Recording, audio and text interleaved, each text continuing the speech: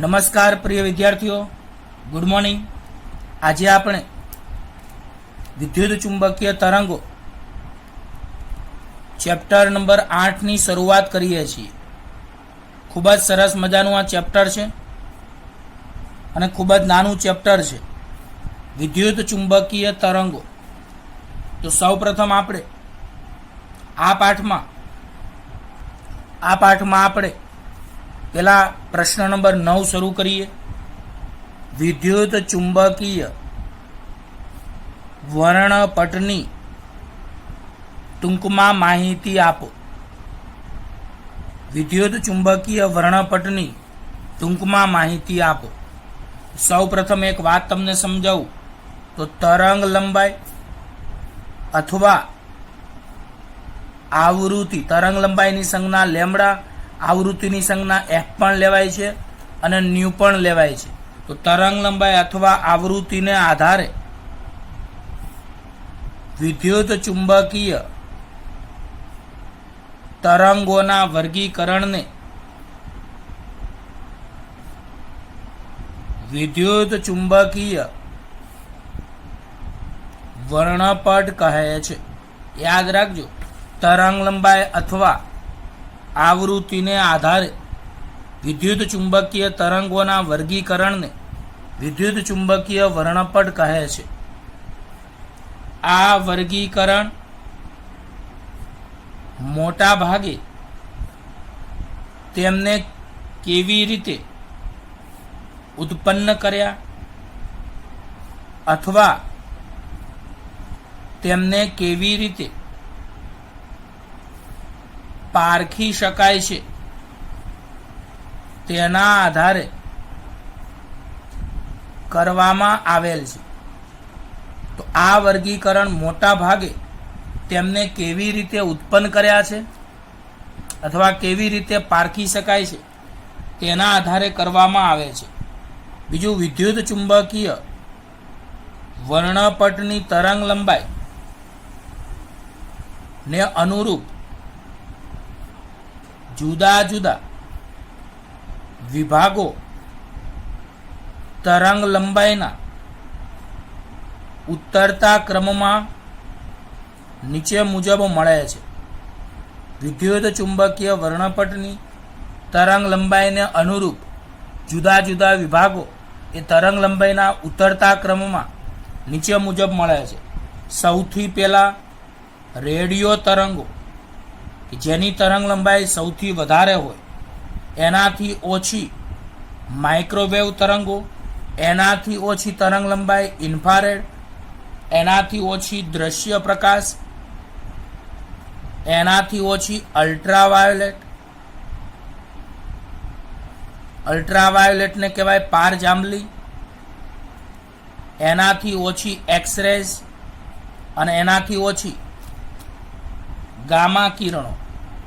તો બોલો, તરંગ લંબાઈના ઉતરતા ક્રમમાં વિદ્યુત ચુંબકીય વર્ણપટની જુદા જુદા વિભાગો મળે છે।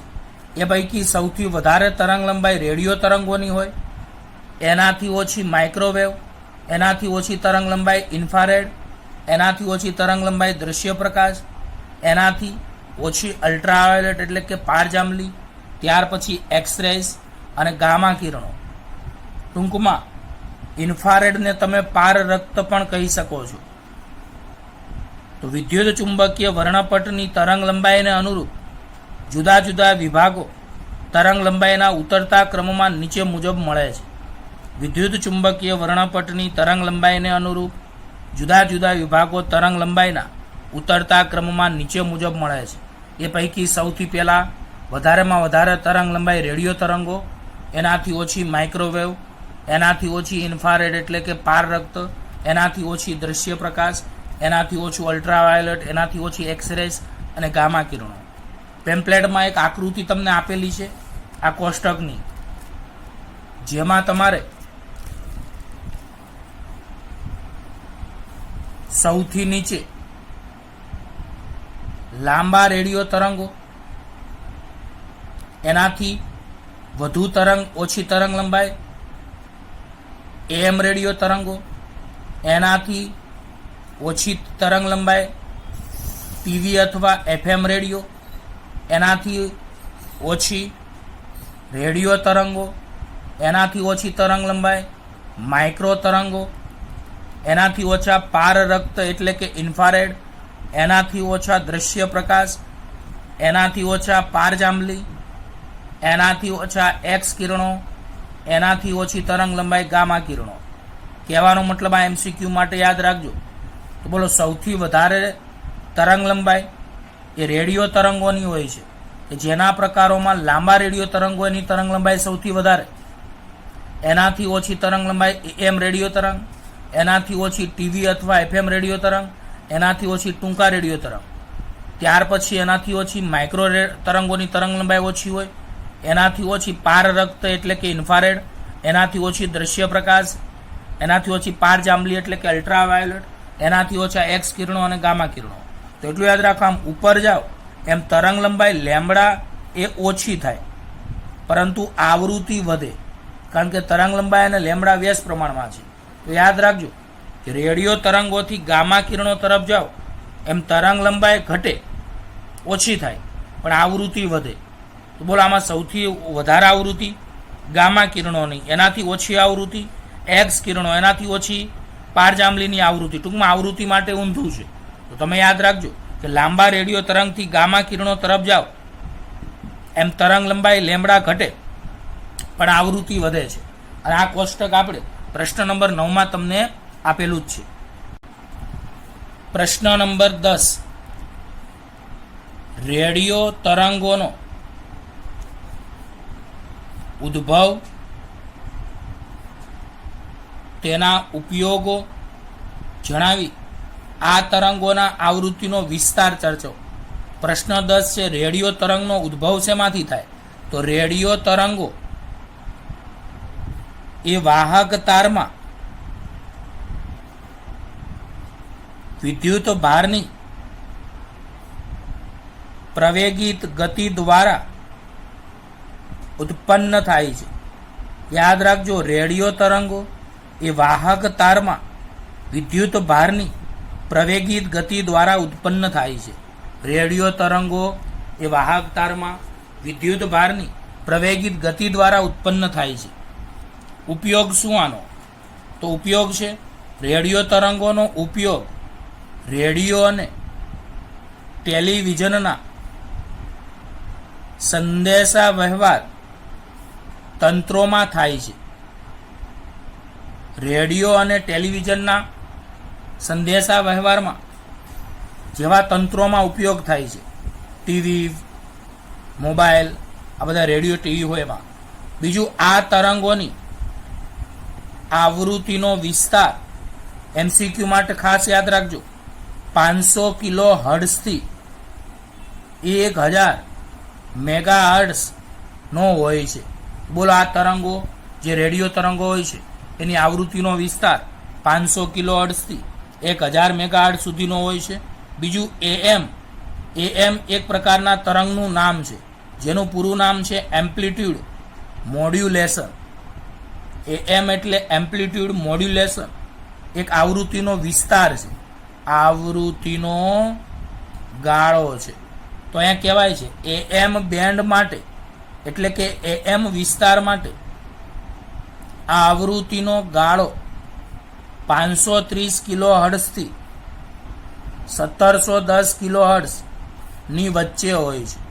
એટલે આ પણ MCQમાં પ્રિય વિદ્યાર્થીઓ પૂછાઈ શકે છે. ત્યાર પછી SW એ પણ આવૃત્તિનો એક વિસ્તાર છે જેને કહેવાય છે શોર્ટ વેવ. તો શોર્ટ વેવ બેન્ડ આ વિસ્તાર માટે 54 મેગાહર્ટ્ઝ સુધીની ઊંચી આવૃત્તિનો ઉપયોગ થાય છે. ત્યાર પછી ટીવીના તરંગો જેમાં 54 મેગાહર્ટ્ઝથી 890 મેગાહર્ટ્ઝના ગાળામાં આવૃત્તિનો ઉપયોગ થાય છે. ત્યારબાદ FM, જે આપણે FM કહીએ છીએ, વાસ્તવમાં FMનું પૂરું નામ છે ફ્રીક્વન્સી મોડ્યુલેશન. તો FM પણ એક આવૃત્તિનો વિસ્તાર છે. તો FM બેન્ડના રેડિયો માટે આવૃત્તિનો ગાળો 88 મેગાહર્ટ્ઝથી 108 મેગાહર્ટ્ઝ સુધીનો હોય છે. ત્યારબાદ મોબાઈલ ફોનમાં ધ્વનિ સંદેશા વ્યવહાર માટે બધાને ખબર છે કે મોબાઈલ ફોનમાં અવાજ એટલે કે ધ્વનિ એના સંદેશા વ્યવહાર માટે ખૂબ જ ઊંચી આવૃત્તિ જેવી કે યુએચએફનું પૂરું નામ છે અલ્ટ્રા હાઈ ફ્રીક્વન્સી બેન્ડના રેડિયો તરંગોનો ઉપયોગ થાય છે. તો આ રીતે આમાં એમસીક્યુ પણ પૂછી શકે. તો એકદમ સરસ મજાની આ વાંચવા જેવી જ એક થિયરી છે કે રેડિયો તરંગો કેવી રીતે ઉદ્ભવે છે. વાહક તારમાં વિદ્યુત ભારની પ્રવેગિત ગતિ દ્વારા ઉત્પન્ન થાય છે. બીજું, રેડિયો તરંગોનો ઉપયોગ રેડિયો અને ટેલિવિઝનમાં સંદેશા વ્યવહારના તંત્રોમાં થાય છે. આ તરંગોની આવૃત્તિનો વિસ્તાર 500 કિલોહર્ટ્ઝથી 1000 મેગાહર્ટ્ઝ સુધી હોય છે, જેમાં એએમ એટલે કે એમ્પ્લિટ્યુડ મોડ્યુલેશન બેન્ડ એટલે કે આવૃત્તિના એક વિસ્તાર એએમમાં આવૃત્તિનો ગાળો 530 કિલોહર્ટ્ઝથી 1710 કિલોહર્ટ્ઝ હોય છે. શોર્ટ વેવ બેન્ડ એક આવૃત્તિનો વિસ્તાર છે, જેમાં 54 મેગાહર્ટ્ઝ સુધીની ઊંચી આવૃત્તિનો ઉપયોગ થાય છે. ત્યારબાદ ટીવીના તરંગો કે જેમાં 54 મેગાહર્ટ્ઝથી 890 મેગાહર્ટ્ઝના ગાળામાંના આવૃત્તિઓનો ઉપયોગ થાય છે. ત્યાર પછી એક વિસ્તાર એફએમ, તો એફએમમાં બેન્ડમાં રેડિયો આવૃત્તિનો ગાળો 88 મેગાહર્ટ્ઝથી 108 મેગાહર્ટ્ઝ સુધીનો ઉપયોગ થાય છે. મોબાઈલ ફોનમાં ધ્વનિ સંદેશાના વ્યવહાર માટે ખૂબ જ ઊંચી આવૃત્તિ જેવી કે યુએચએફ બેન્ડ એટલે કે અલ્ટ્રા હાઈ ફ્રીક્વન્સી બેન્ડની ઊંચી રેડિયો તરંગોની આવૃત્તિનો ઉપયોગ થાય છે. ચલો પ્રશ્ન નંબર 11. તો પ્રશ્ન 10 આપણે રેડિયો તરંગો ભણ્યા. હવે માઇક્રો તરંગો. તો ચલો માઇક્રો તરંગો છે તેનો ઉદ્ભવ શેમાંથી થાય છે? તો માઇક્રો તરંગોનો ઉદ્ભવ તો માઇક્રોવેવ ચોક્કસ પ્રકારની વેક્યુમ ટ્યુબ જેવી કે ક્લાઇસ્ટ્રોન, મેગ્નેટ્રોન અને ગન ડાયોડ દ્વારા ઉત્પન્ન થાય છે. આ તમે યુટ્યુબ પર સર્ચ મારીને શોધી શકો છો, આ ક્લાઇસ્ટ્રોન, મેગ્નેટ્રોન અને ગન ડાયોડ. તો બોલો માઇક્રોવેવ કેમાંથી ઉદ્ભવે છે? તો માઇક્રોવેવ ચોક્કસ પ્રકારની વેક્યુમ ટ્યુબ એટલે વાયુ ભળેલી ટ્યુબ. તો માઇક્રોવેવ ચોક્કસ પ્રકારની વેક્યુમ ટ્યુબ એટલે વાયુ ભરેલી ટ્યુબ જેવી કે ક્લાઇસ્ટ્રોન, મેગ્નેટ્રોન અને ગન ડાયોડ દ્વારા ઉત્પન્ન થાય છે. આનો ઉપયોગ શું? તો આનો ઉપયોગ છે, એની પહેલા હજી એક વસ્તુ કહીએ કે માઇક્રો તરંગની આવૃત્તિનો વિસ્તાર એટલે કે આવૃત્તિનો ગાળો 0.3 ગીગાહર્ટ્ઝથી 300 ગીગાહર્ટ્ઝ સુધીનો હોય છે.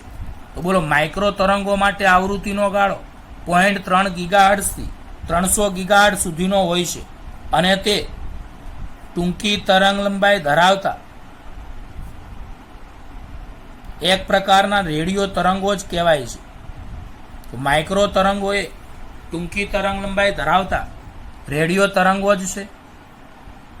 હવે માઇક્રો તરંગનો ઉપયોગ શું? તો બોલો આ તરંગોનો ઉપયોગ તો આ તરંગોની ટૂંકી તરંગ લંબાઈને કારણે તેનો ઉપયોગ એરોપ્લેનના દિશા નિયંત્રણ માટે વપરાતા રડારમાં થાય છે. તો બોલો ટૂંકી તરંગ લંબાઈને કારણે તેનો ઉપયોગ એરોપ્લેનના દિશા નિયંત્રણ માટે વપરાતા રડારમાં થાય છે. આ સિવાય લડાકુ વિમાન, જળ પરિવહન એટલે પાણીનું પરિવહન અને સેટેલાઇટમાં દિશાના નિયંત્રણમાં વપરાતા રડારમાં થાય છે. તો યાદ રાખજો કે ટૂંકી તરંગ લંબાઈને કારણે માઇક્રોવેવ તરંગોનો ઉપયોગ એરોપ્લેનની દિશા નિયંત્રણ માટે વપરાતા રડારમાં થાય છે. આ સિવાય લડાકુ વિમાન, જળ પરિવહન, સેટેલાઇટના દિશા નિયંત્રણમાં વપરાતા રડારમાં પણ થાય છે. આ સિવાય રડાર બોલની ઝડપ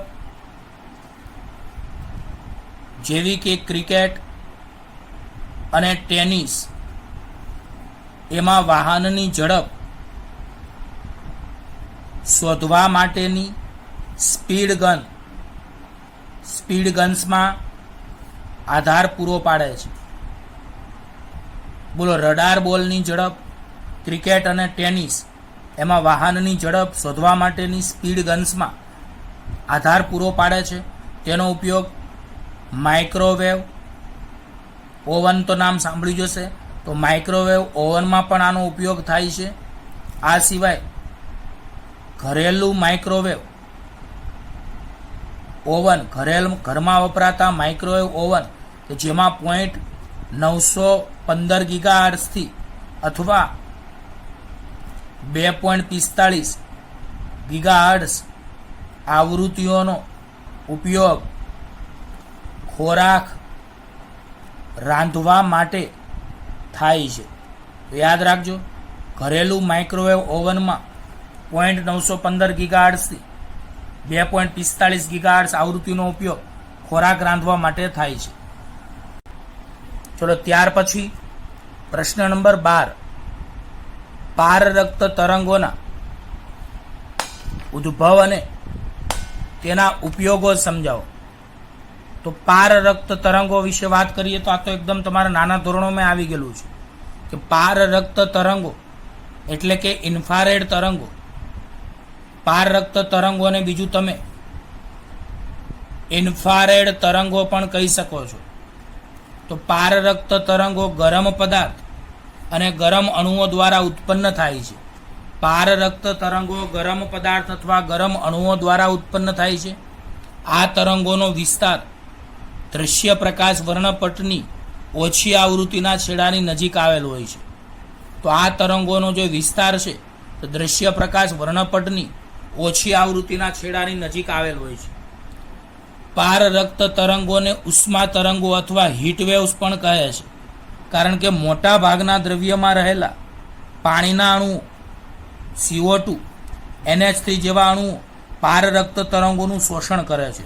તો પાણીના અણુઓ CO2 અને NH3 જેવા અણુઓ એ પારરક્ત તરંગોનું શોષણ કરે છે. આવા તરંગોના શોષણ બાદ તેમની ગતિ ઉર્જા વધે છે, તેથી તેઓ ગરમ થાય છે અને આસપાસના ભાગને પણ ગરમ કરે છે. બરાબર? તો બોલો, ઇન્ફ્રારેડ એટલે કે પારરક્ત તરંગો ગરમ પદાર્થ અને ગરમ અણુઓ દ્વારા ઉત્પન્ન થાય છે. આ તરંગોનો વિસ્તાર દ્રશ્ય પ્રકાશ વર્ણપટની ઓછી આવૃત્તિના છેડાની નજીક આવેલ છે. પારરક્ત તરંગોને ઉષ્મા તરંગો પણ કહે છે, કારણ કે મોટા ભાગના દ્રવ્યમાં રહેલા પાણીના અણુઓ CO2 અને NH3 જેવા અણુઓ પારરક્ત તરંગોનું શોષણ કરે છે. આવા તરંગોના શોષણ બાદ તેમની ગતિ ઉર્જા વધતા તેઓ ગરમ થાય છે અને આસપાસના ભાગને પણ ગરમ કરે છે. ચલો, આ પારરક્ત તરંગોનો ઉપયોગ શું? તો પારરક્ત તરંગનો ઉપયોગ, તો પારરક્ત બલ્બનો ઉપયોગ શારીરિક ઉપચારમાં થાય છે. તો આ પારરક્ત તરંગોનો ઉપયોગ કરીને બનાવે પારરક્ત બલ્બનો ઉપયોગ શારીરિક ઉપચારમાં થાય છે. બીજું, ગ્રીન હાઉસ અસરને કારણે પારરક્ત કિરણો પૃથ્વી પરનું સરેરાશ તાપમાન જાળવવામાં અગત્યનો ભાગ ભજવે છે. આ પણ તમે નાના ધોરણમાં ભણેલા જ છો કે ગ્રીન હાઉસ અસરને કારણે પારરક્ત કિરણો પૃથ્વી પરનું સરેરાશ તાપમાન જાળવવામાં અગત્યનો ભાગ ભજવે છે. બીજું, આપાત દ્રશ્ય પ્રકાશનું પૃથ્વીની સપાટી દ્વારા શોષણ થાય છે અને ત્યારબાદ પારરક્ત વિકિરણમાં ફરીથી ઉત્સર્જન થાય છે. આ વિકિરણ ગ્રીન હાઉસના વાયુઓ જેવા કે કાર્બન ડાયોક્સાઇડ અને પાણીના અણુઓ દ્વારા જકડાઈ જાય છે. તો તમે ગ્રીન હાઉસ અસર પણ પ્રિય વિદ્યાર્થીઓ ભણેલા છો કે આપાત દ્રશ્ય પ્રકાશનું પૃથ્વીની સપાટી દ્વારા શોષણ થાય છે અને રાત્રિ દરમિયાન તેમાંથી પારરક્ત વિકિરણમાં ફરીથી ઉત્સર્જન થાય છે. આ વિકિરણ ગ્રીન હાઉસ વાયુઓ જેવા કે કાર્બન ડાયોક્સાઇડ અને પાણીના અણુઓ દ્વારા જકડાઈ જાય છે. પારરક્ત ડિટેક્ટરનો ઉપયોગ લશ્કરી હેતુઓ, બીજું પાકનો વિકાસ જોવા માટે થાય છે. તો તો પારરક્ત ડિટેક્ટરનો ઉપયોગ લશ્કરી હેતુઓ, પાકનો વિકાસ જોવા માટે થાય છે.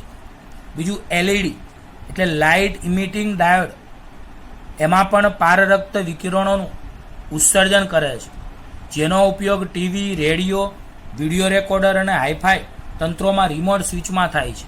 તો પ્રિય વિદ્યાર્થીઓ, એકદમ વાંચવા જેવા અને એકદમ મોઢે સરળતાથી થઈ જાય એવા સવાલો છે. ત્યારબાદ 13મો સવાલ, દ્રશ્ય પ્રકાશનો ઉદ્ભવ અને ઉપયોગ. પ્રશ્ન નંબર 13. તો દ્રશ્ય પ્રકાશ તરંગોનો ઉદ્ભવ, તો આ કિરણો સૂર્યમાંથી આવતા વિકિરણનો એક ભાગ છે. આ કિરણો જ્વાલાઓ, બલ્બ અને ઇનકન્ડેસન્ટ લેમ્પ વડે પણ ઉત્પન્ન થાય છે. આ વર્ણપટનો એવો ભાગ છે કે જે મનુષ્યની આંખ દ્વારા પરખાય છે. તો દ્રશ્ય પ્રકાશ વર્ણપટનો એક એવો ભાગ છે કે જે મનુષ્યની આંખ દ્વારા પરખાય છે. દ્રશ્ય પ્રકાશની આવૃત્તિ 4×10⁴ હર્ટ્ઝથી લગભગ 7×10⁴ હર્ટ્ઝ જેટલી હોય છે. આવા તરંગ લંબાઈ લગભગ 4000 એંગસ્ટ્રોમથી 7000 એંગસ્ટ્રોમના ગાળાની હોય છે.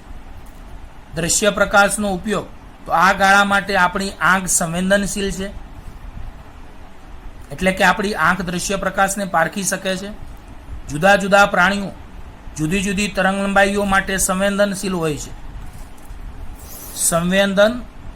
હોય છે. દાખલા તરીકે સાપ એ પારરક્ત તરંગોને પારખી શકે છે. ઘણા જંતુઓનો દ્રશ્ય ગાળો એ પારજાંબલી વિભાગ સુધી પણ વિસ્તરેલો છે. તો ઘણા પ્રાણીઓ જેમ કે સાપ છે પારરક્ત તરંગોને પારખી શકે. ઘણા જંતુઓનો દ્રશ્ય પ્રકાશનો ગાળો એ પારજાંબલી વિભાગને પણ પારખી શકે છે. તો હવે પછીની 3 થિયરીઓ આપણે આની પછીના લેક્ચરમાં ભણીશું. ઓકે, ગુડ બાય, ધન્યવાદ, બાય બાય.